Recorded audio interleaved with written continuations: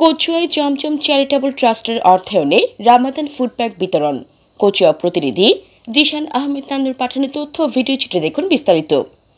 পবিত্র মাহে রমজান উপলক্ষে চাঁদপুরের কচুয়া উপজেলার পালগিরি, আইনগিরি ও কান্তিরপাড় গ্রামের 2 শতাধিক পরিবারের মাঝে ইফতার সামগ্রী বিতরণ করা হয়েছে।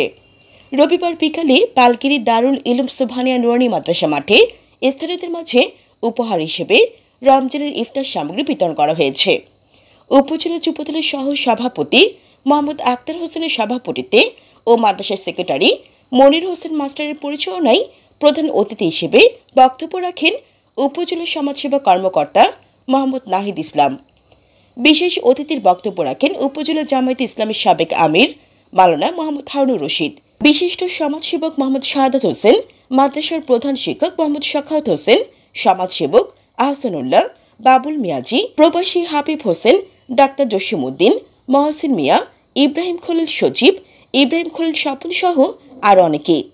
একই দিনে রমজানের প্রথম দিন উপলক্ষে পালগিরি দারুল ইলুম সুবহানিয়া নুরানি মাদ্রাসার শিক্ষার্থী, শিক্ষক ও এলাকাবাসীর সম্মানে ইফতারের আয়োজন করা হয়। পরে মুসলিম জাতির শান্তি কামনা করে বিশেষ দোয়া ও মোনাজাত পরিচালনা করা হয়।